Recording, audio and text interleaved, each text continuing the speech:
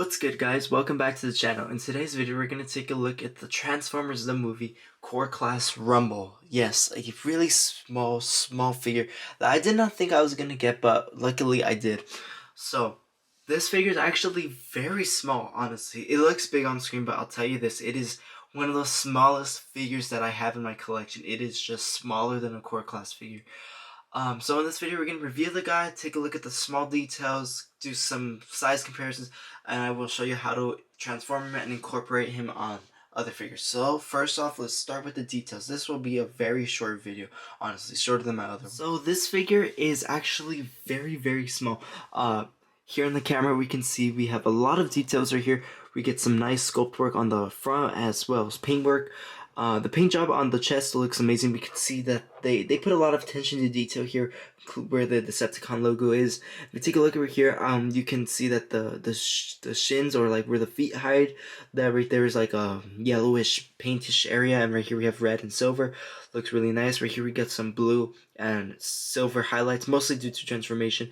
And right here on the back, nothing major or anything, but yeah, so this figure has a lot of sculpt work. We can see like some wires, some things, but honestly, this figure, I like it, but at the same time I hate it. I'll tell you why I hate it.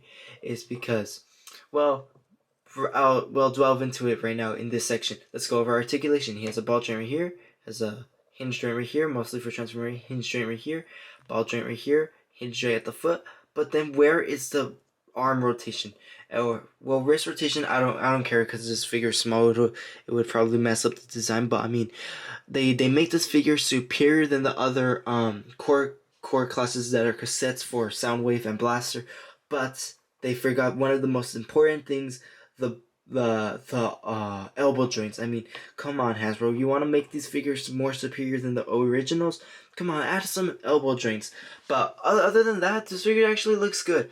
I'm not like, it's not something that bugs me a lot, but like, I really wish they would have put that, but like, on the contrary, it just looks so great. I'm not kidding, the paintwork. So he does come with 4 accessories. Two little blaster accessories that do attach on the back. They don't attach to the arms. I don't think so, but I mean, I haven't tried, so even if they did, the port is too big for their arms, or they could attach right here on the arms. So there's always that option, but I don't really like how it looks like. I like to keep them on the back, make it cartoon accurate to the show. So I like keeping Rumble like this. And I will share with you, this is Rumble, not Frenzy. Many people thought that this was going to be Frenzy, but on the box art it says Rumble and it says blue. So Rumble is the blue and Frenzy is the red one.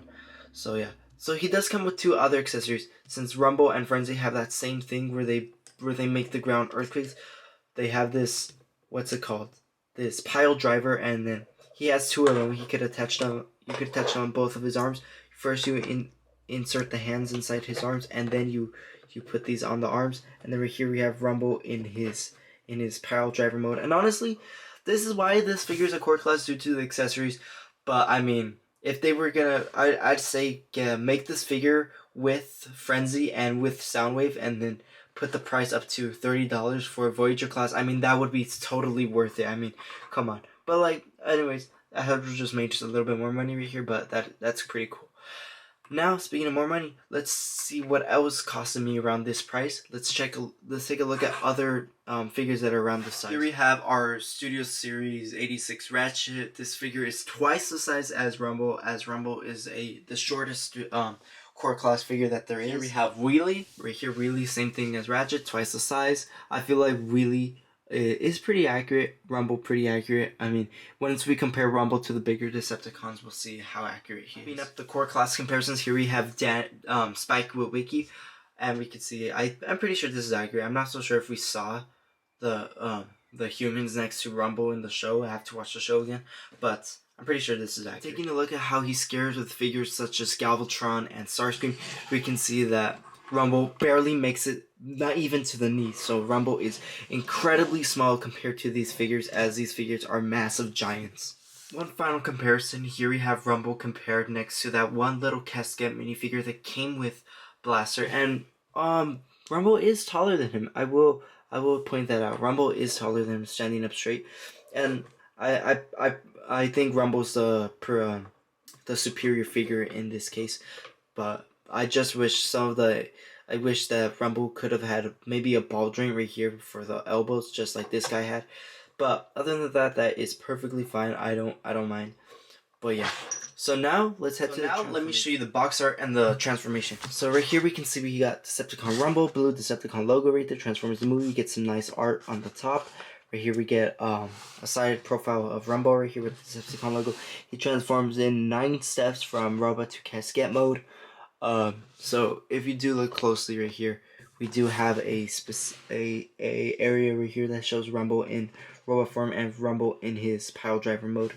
And right here we get Rumble in a what's it called, black background. So that was Rumble's box. So I separated all the pieces from the figure so that we can see how to transform this guy. So the first thing you're gonna do is get his head, turn it around, and tuck it into this little slot. You're gonna lift the arms so his body looks like a T.